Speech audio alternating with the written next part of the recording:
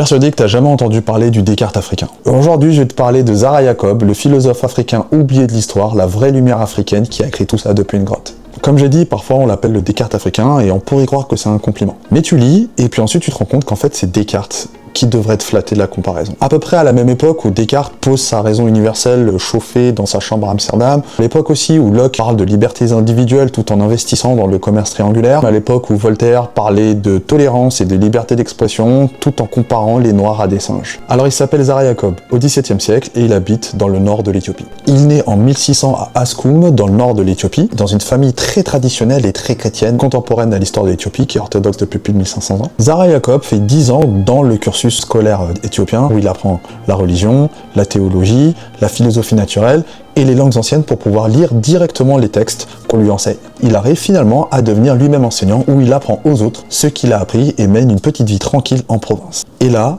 arrive un événement qui va tout chambouler. La géopolitique va venir s'inviter dans la vie de Zara Yacob. Les premiers jésuites arrivent en Éthiopie à peu près à cette époque-là et réussissent à convertir le roi au catholicisme. Une fois converti, le roi décide tout simplement que c'est pas que lui qui allait devenir catholique et que c'est toute l'Éthiopie qui serait obligée de suivre. Ce qu'il faut que vous sachiez, c'est qu'à l'époque, l'Éthiopie est majoritairement orthodoxe depuis plus de 1300 ans. Ce qui va créer une guerre civile. Le pays va être déchiré par la religion. Chacune des religions va persécuter l'autre. Imaginez que demain, on vous propose deux choix et que peu importe le choix que vous faites, vous vous ferez trucider par l'autre camp. Le choix est impossible et Zara Yacob en arrive à la conclusion la plus simple, c'est que le seul choix qu'il faut faire, c'est celui de ne pas choisir. Et lui refuse de choisir. Il n'a pas besoin d'un pape pour lui expliquer la parole de Dieu et qu'il n'a pas besoin de patriarche pour lui enseigner la religion dans un texte qu'il est capable de lire et de comprendre. Phrase plutôt intéressante aujourd'hui, mais qui à l'époque pouvait te valoir un aller simple vers le paradis ou l'enfer.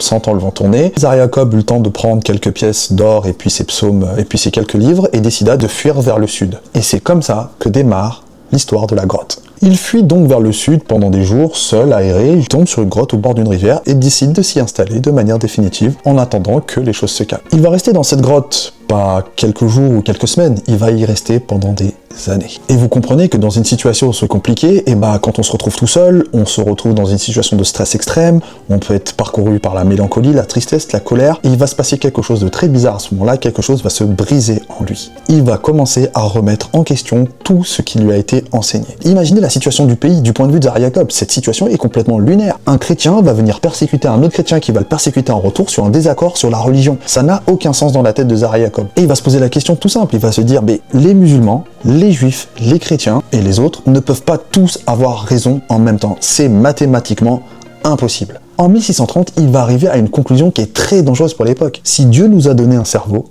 c'est pour qu'on l'utilise. Et donc la réflexion doit arriver avant la foi. Seul dans son trou, avec comme seul paysage une rivière, sans influence extérieure, va écrire un des textes les plus fondateurs en matière de rationalisation de la religion, qui était des siècles en avance sur son époque, et dont on parlera encore plus de 400 ans plus tard.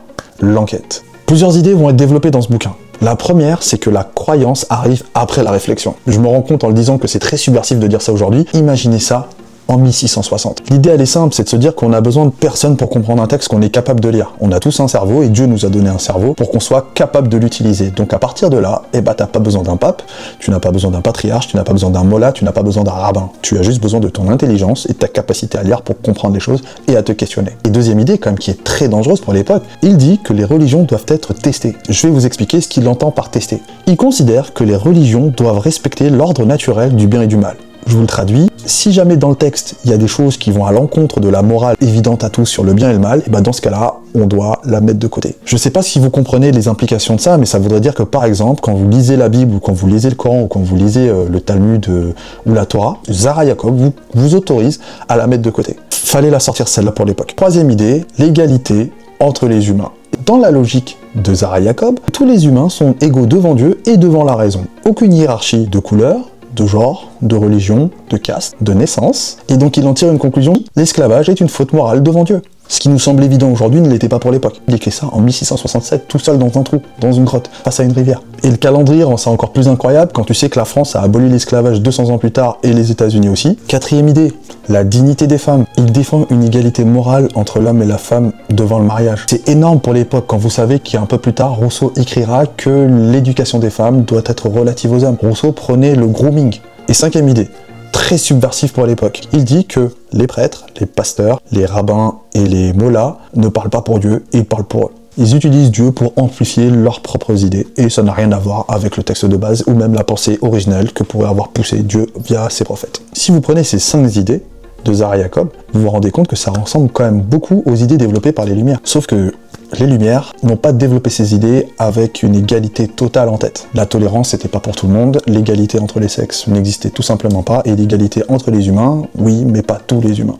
Zara Yacob n'est pas un super-héros, et comme tout humain sur cette terre, il a sa part d'ombre, et donc on va en parler. Stop, je voudrais juste prendre un instant pour vous dire abonnez-vous, c'est un petit geste pour vous, mais c'est très important pour moi. Personne n'est parfait, et Zara Yacob ne fait pas exception. Première critique que l'on pourrait faire de Zara Yacob, c'est la contradiction. Il a été extrêmement subversif et très violent à l'égard des religions et des religieux, et pourtant, Zara Yacob est chrétien et croyant pratiquant. Il n'a jamais tué Dieu dans ses textes. La deuxième limite, sa critique de l'esclavage, c'est facile de critiquer l'esclavage quand t'es dans un trou en face d'une rivière et qu'il n'y a personne qui va venir te dire quoi que ce soit. C'est beaucoup plus facile d'écrire quand il n'y a pas de danger. Troisième critique, l'égalité entre hommes et femmes. Si vous avez fait attention, vous avez remarqué que j'ai parlé d'égalité homme-femme dans le mariage. Zara Yacob, lorsqu'il parle d'égalité entre les femmes, il ne parle pas de l'égalité homme-femme comme on pourrait le comprendre aujourd'hui. Il défend la dignité des hommes et des femmes dans un système qui est déjà très inégalitaire entre hommes et femmes, le mariage. Je suis tatillon, mais c'est important de le préciser. Il y a une quatrième limite dont je ne vais pas parler tout de suite, j'en parlerai à la fin de la vidéo parce qu'elle ne concerne pas la philosophie de Zara Yacob, mais le texte lui-même. Vous avez compris, lorsque vous prenez toutes ces idées et que vous compilez tout ça, vous vous rendez compte qu'il y a quand même une très grande similitude avec les Lumières, et donc du coup, c'est le dernier acte de ma vidéo, le miroir gênant des Lumières. Maintenant qu'on a replacé Zara Yacob à sa juste place, c'est-à-dire un penseur avant-gardiste, mais pas un super-héros africain non plus. Ce qui est très paradoxal avec cette affaire, c'est que Zara Yacob écrit son texte au même moment que l'émergence des Lumières en Europe. Au même moment, on a Voltaire qui parle de liberté et de tolérance, mais qui considère que les Noirs sont des huîtres. Vous avez Locke qui parle de libertés individuelles tout en investissant dans le commerce triangulaire. Rousseau qui parle de contrat social, mais tout en prônant le grooming des femmes à l'époque. Et donc ce miroir, il est quand même très gênant, et c'est peut-être l'une des raisons pour lesquelles vous avez jamais entendu parler de cet auteur. Parce qu'en fait, il avait théorisé l'ensemble des idées Lumières sans les astérix, sans les notes bas de page et sans les citations un petit peu bizarres. Je ne comprends pas comment ce petit plat n'a jamais été enseigné à l'école. C'est quand même incroyable.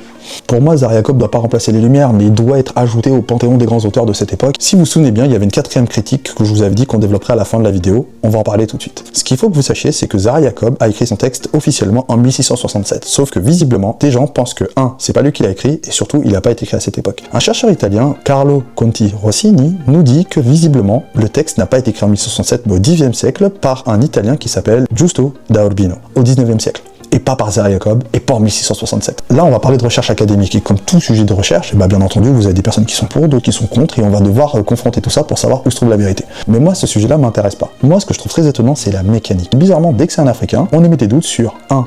Le contenu du texte, qui l'a écrit, et 2. La date. J'arrive pas à m'empêcher à imaginer une analogie avec les pyramides. Est-ce que vous vous rendez compte de la dinguerie? C'est tellement incroyable pour certaines personnes que des Africains aient construit des trucs dont on ne sait pas aujourd'hui comment ça a été fait, qu'on a commencé à inventer des théories comme quoi ça aurait été des extraterrestres. Alors bien entendu, vous avez compris, je suis un petit peu subversif et un petit peu dur dans ce que je suis en train de te dire, mais tout ce que je veux, c'est que vous compreniez qu'il y avait Zara Yacob qui existait au même moment que les Lumières. Et sauf que Zara Yacob n'avait pas d'astérix, faisait pas d'exception quand il parlait d'égalité. Et comme j'aime le dire dans d'autres vidéos, les Lumières ne brillaient pas sur tout le monde. Les Noirs n'ont pas attendu comme des huîtres qu'on leur apporte la pensée, la raison, la tolérance, la lumière était déjà là.